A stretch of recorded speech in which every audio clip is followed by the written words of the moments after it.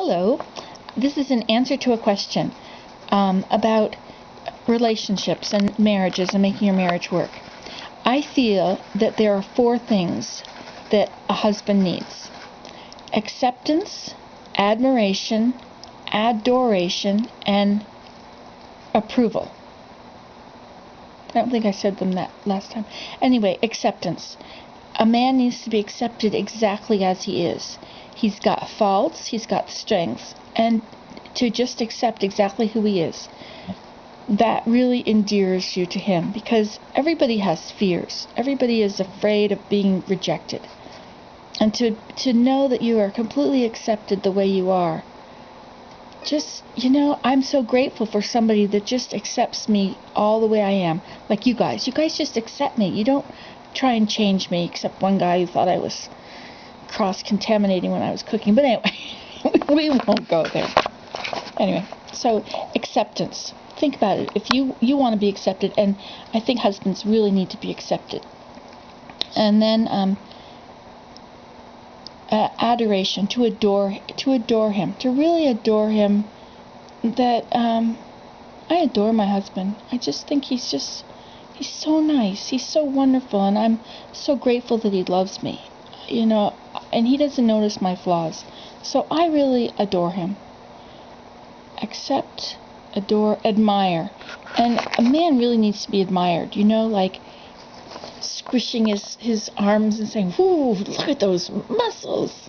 Like some men, they're proud of their muscles, right? And so if they got good muscles, tell them. Of course, I don't know what kind of men are out there and if it'll all go to their head or not, but to really admire them. Admire, the way he handled a certain situation, the way he has dealt with losing his job, or the criticism he got from somebody at work or from his family, or the way he does things for you, like always puts his laundry in the right spot, or, make sure he always brushes his teeth when he comes close to you. There's just lots of little things that you take for granted, but to let him know that those things are really appreciated. And then appreciation, I get all these all mixed up together, but anyway, for me, I'm a stay-at-home mom. I've been a stay-at-home mom forever. And to me, a man that will go out to work and earn all that money and then only gets a tiny bit of it himself, it all goes into the family budget, it all just gets absorbed, and yet he works hard for that money. And I think it's really important that you tell him how much you appreciate the fact that he lets you stay at home. Now, sometimes that backfires, some men will say, "Well, you ought to get a job. I can't really do this on my own. You ought to be working." But to appreciate every bit of things like that. And Willem and I thank each other. We thank each other for everything. It will occur to me that yesterday he came back to the car and helped me get out of the car when I was at church, or he took my he brought in my backpack, my laptop for me or something, And if I haven't said thank you at the time, or even if I have, sometimes I flash back on those things and I thank him then for that. All of those little things he does, for getting me a glass of water, or I noticed that some of the dishes were done. Everything. And I thank him for everything. And he appreciates being thanked. I think that we all really appreciate it when somebody notices that we did something. If you think about it, and you spend a whole lot of time doing something, and then nobody notices. Like your children. If your children are little, they won't notice until they've grown up and had kids of their own. Then they'll be grateful for all you did for them. But at work, your husband probably doesn't get thanked very often for all the little things he does, for going over the paper a second time and making sure there was no mistakes, or what kind of job he has, for making sure that he checked on something, or, you know what I mean? And so all those things, to go through your life and not be told all that is sad, and it makes you really happy if you receive those things. Accept, appreciate, admire, and adore. Hope those were the four things. Seems like there was a different one that I had swapped the other time.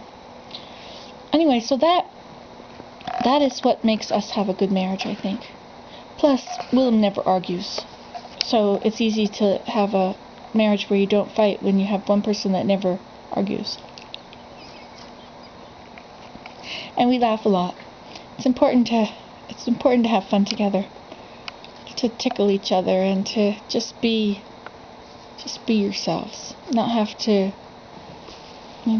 Now, finances are probably a really big problem at this time.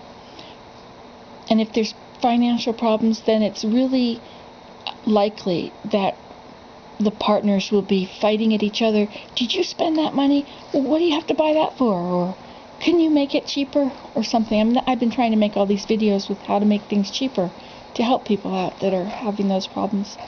But finances is one of the biggest problems in a marriage. So if you can possibly buy only what you can afford, live within your means, go without, there's a prophet, I think it was Brigham Young, used to say, use it up, wear it out, make it do, or do without. It's not something people usually do in this day and age, is it? Use it up, wear it out, make it do, or do without. So if you can be understanding with each other during these financial crisis times, and it's not his fault he lost his job, it's not your fault he lost his job, or you lost your job, and whatever the situation is, all you can do is take it from here and see what you can do about it. Try and downsize. Try and have a house that's just big enough that you can afford.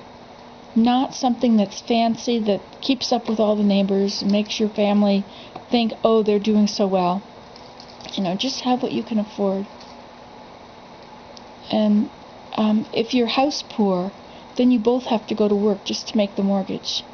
And that makes it really hard. It's really nice if the wife can stay home, because then she can take care of the food, and there can be a meal ready when you get home, or she'll be happy anyway. And if she's happy and is nice to him, then everything seems to go better. I guess there's a lot of jealousy sometimes in marriage. It's so important that you learn and qualify yourself to do something you really like to do for life. When you're young, when you're going to get a job, it's really important that you get qualified for something that you really enjoy, because it's awful to have a job doing something you hate.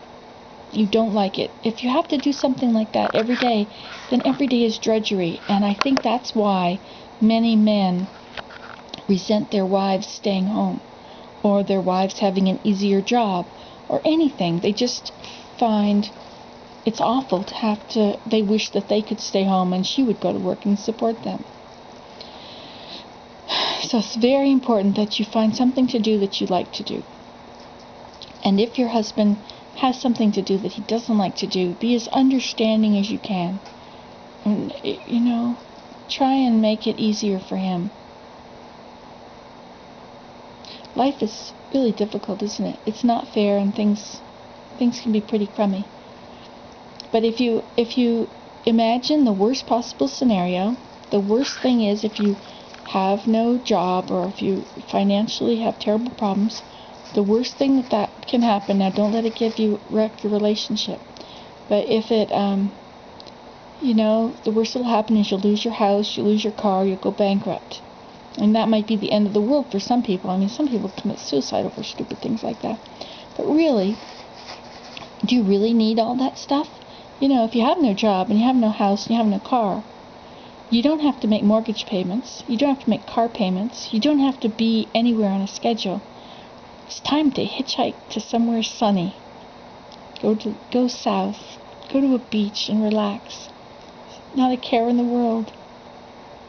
I know, it's simplistic. I say in my nice warm house.